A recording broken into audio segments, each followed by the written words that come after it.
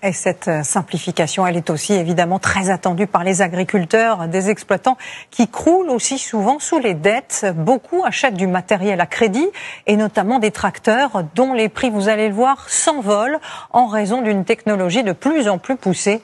Victor Topneau et Antoine Janon. C'est l'un des tracteurs dernier cri du marché. Un moteur de 300 chevaux, des pneus de 2 mètres, prix de la machine 250 000 €. À l'intérieur, 3 écrans. Aide à la conduite, optimisation du carburant. Ils sont même capables de repérer dans un champ les zones les plus productives.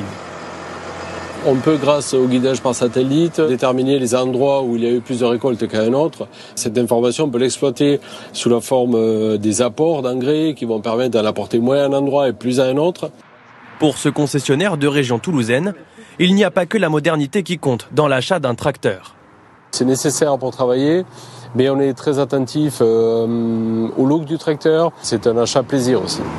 Le tracteur est aujourd'hui devenu une affirmation de l'agriculture moderne.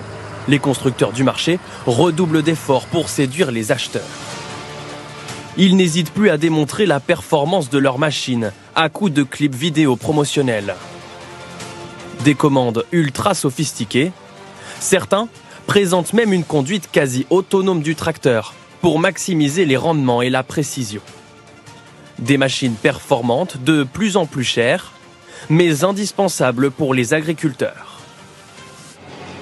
Dans la ferme de Nicolas, 5 tracteurs sont nécessaires pour l'élevage et la culture de céréales.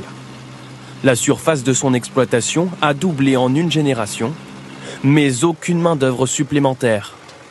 Les machines se sont donc multipliées. Grosso modo, ça représente pas loin de 300 000 € qu'on a fait avec des crédits, mais sur 20-30 ans d'investissement, on n'a pas tout fait d'un coup parce qu'on ne peut pas. La trésorerie ne nous permet pas d'acheter tout le matériel d'un coup.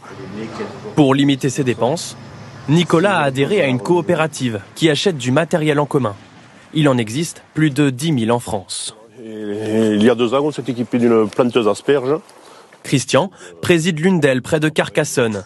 Ici, 3 tracteurs et une vingtaine d'outils sont à disposition des agriculteurs. Cela permet de réduire leurs coûts de production. Voilà la buteuse asperge pour les asperges blanches, pour faire de grosses buttes.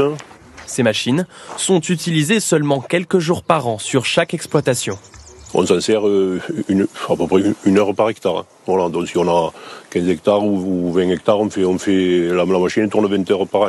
Il vaut mieux en avoir plusieurs que seul. Des outils et des engins de plus en plus mécanisés. Sur ce salon international de robotique agricole, des dizaines d'innovations. Comme ce robot à 185 000 €, il travaille le sol en toute autonomie, sans conducteur. Comme vous pouvez le voir, les lignes bleues sont les zones où le robot est déjà passé.